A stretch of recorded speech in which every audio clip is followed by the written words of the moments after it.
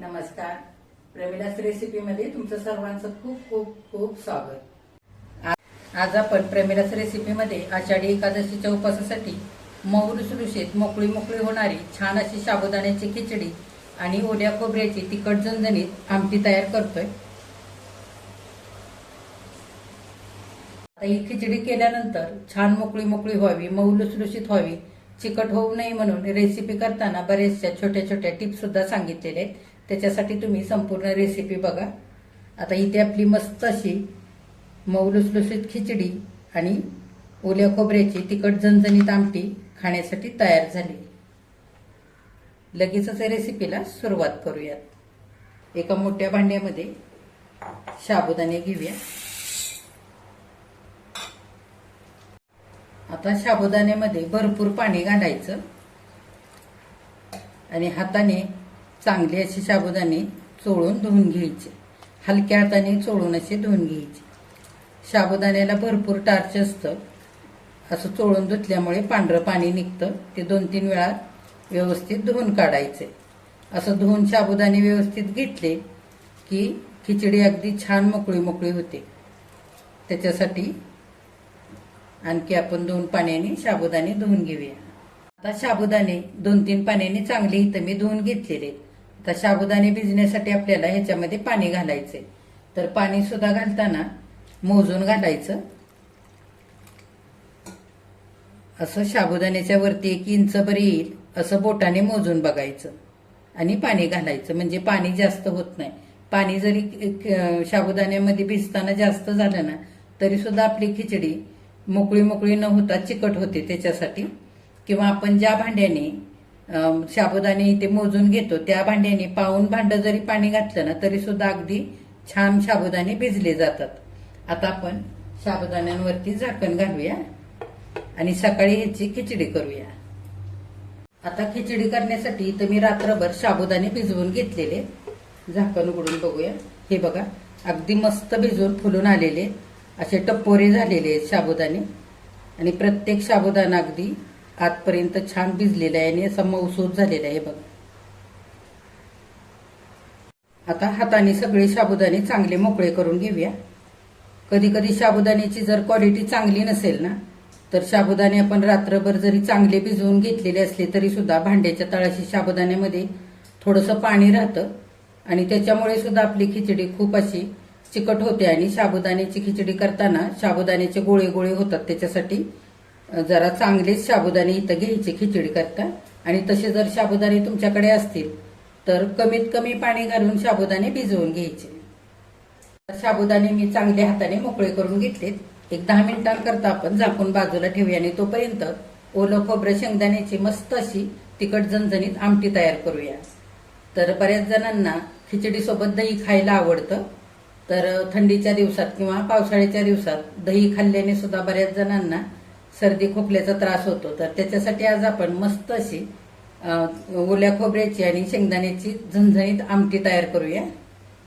आता इथं 4 चमचे शेंगदाणे साल काढून घेतलेत आणि 4 चमचे शेंगदाणे सालीसकटा घेतलेले. तर हे शेंगदाणे मी आधी खरपूस भाजून घेतले आणि नंतर साल काढून घेतलेले.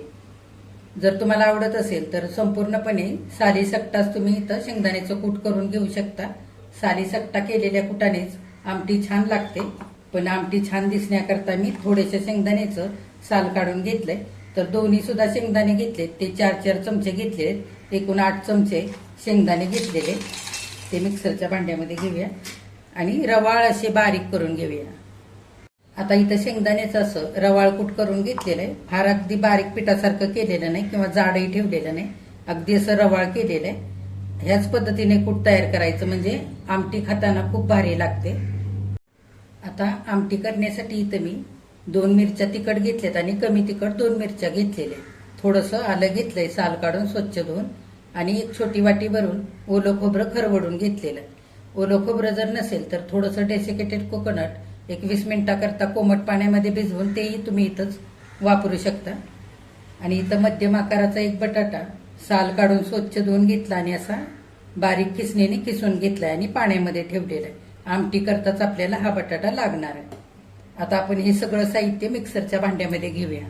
आता खिसलेला बटाटा आपण बाजूला ठेवूया आणि बाकीचं साहित्य मिक्सरच्या भांड्यामध्ये घेऊया.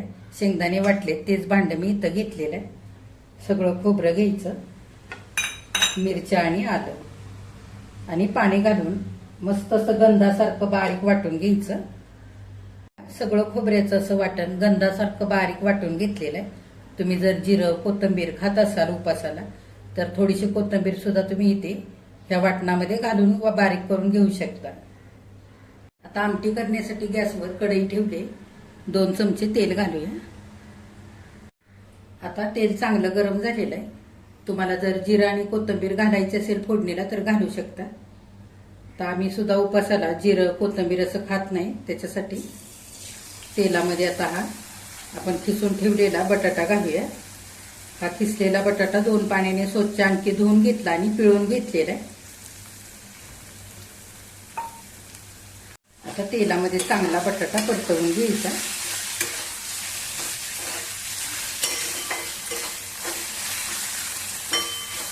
आता मध्यम गॅस करून 2 मिनिटं तेलावरती सगळा बटाट्याचा खिस मऊ होईपर्यंत चांगला परतवून घेतलाय. गॅस आता अगदी बारीक करूया आणि हे खोबऱ्याचं बारीक वाटण करून घेतलंय ते घालूया.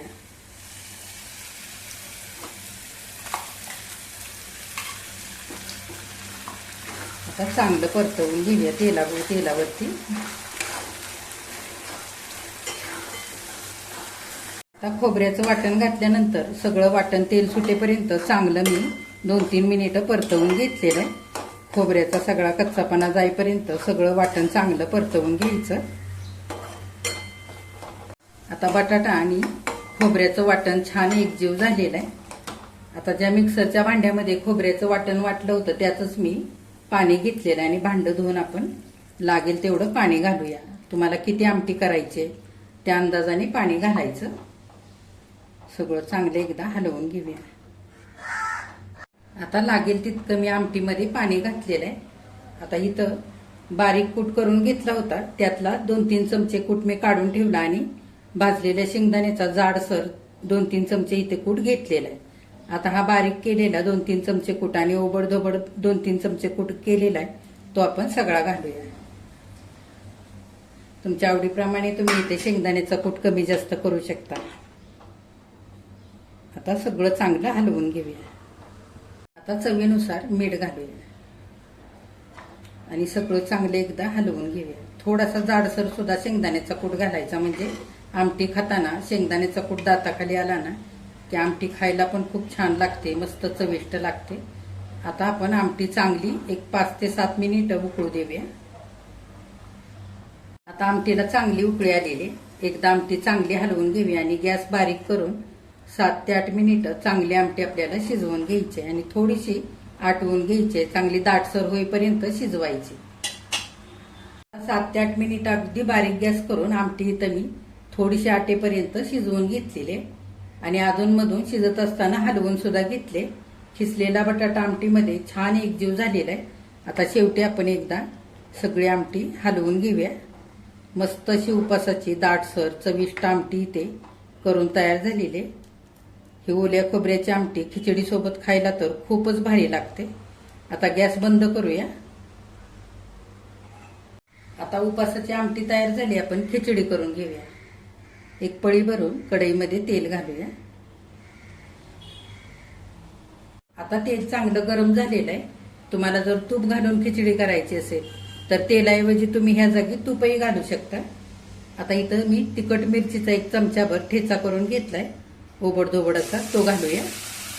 आता तेलामध्ये मिरचीचा ठेचा घातलाय तो चांगला परतवून घेऊया. तुमच्या आवडीप्रमाणे तुम्ही इथे मिरचीचा वापर करा. मिरचीचा ठेचा थोडासा तेलावरती परतल्यानंतर इथे मी 2 ते 3 मिरच्या कमी तिखट घेतल्या आणि त्या मध्यभागी कापून असे मोठे मोठे तुकडे केले, ते पण घालूया. तेलावरती सगळं चांगलं परतवून घेऊया. तुमच्या आवडीप्रमाणे तुम्ही इथे मिरच्या वापरा. तुम्हाला फोडणीमध्ये जिरं घालायचं असेल तर जिरंही इथे घालू शकता. तर एका मोठ्या कच्च्या बटाट्याचे साल काढून घेतले आणि बारीक फोडी करून ह्या फोडी चांगल्या 2-3 पाण्याने स्वच्छ धुवून नितळून घेतलेले त्या घालूया. तुमच्या आवडीप्रमाणे इथे तुम्ही बटाटा कमी जास्त करू शकता. आता छान आपण तेलावरती बटाटा परतवून घेऊया.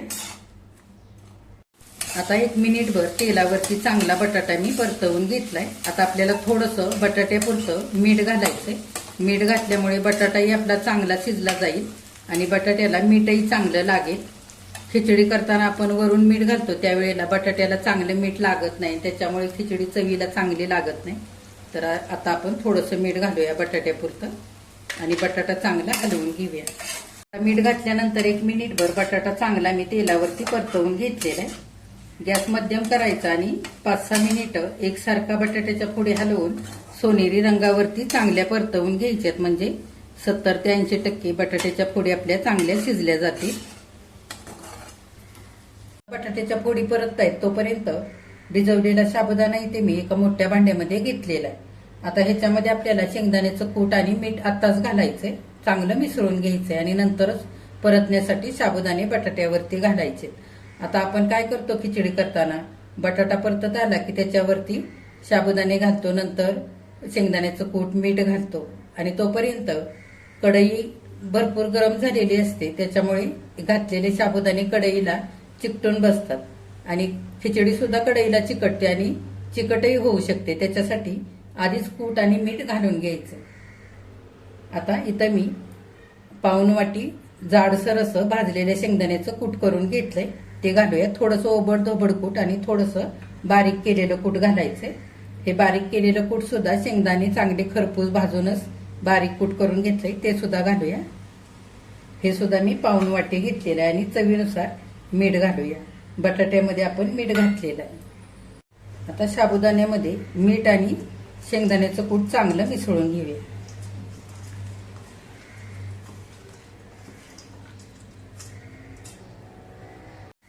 आता आपले बटाटे सुद्धा चांगले बघा सोनेरी रंगावरती परतलेले आणि मस्त असे मऊसूत झालेले.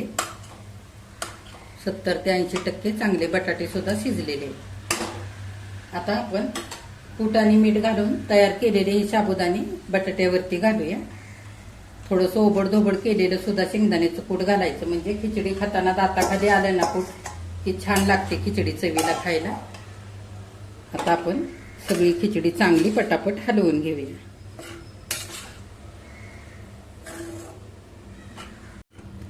आता तळापासून चांगली खिचडी मी हलवून घेतली.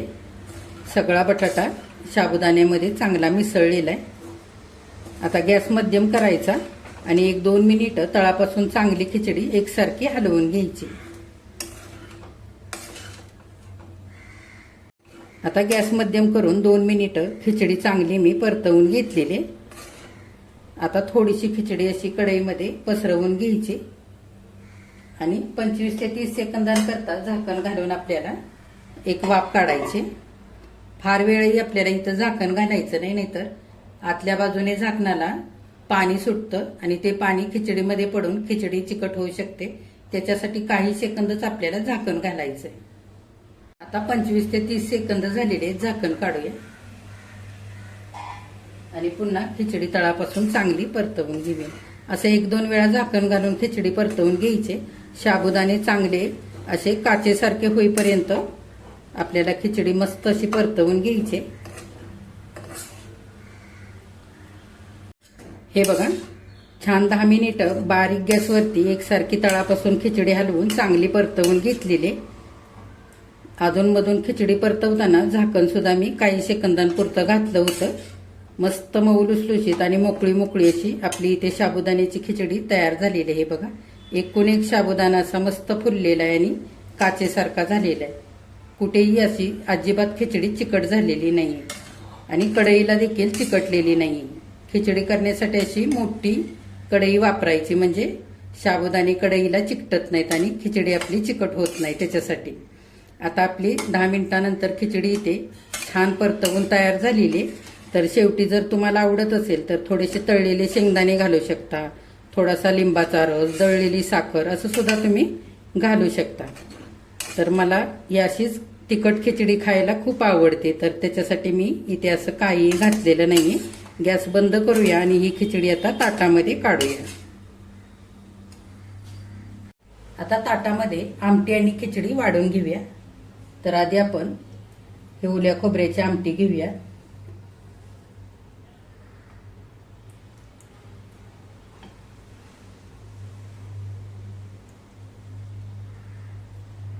आता ताटामध्ये खिचडी घेऊया.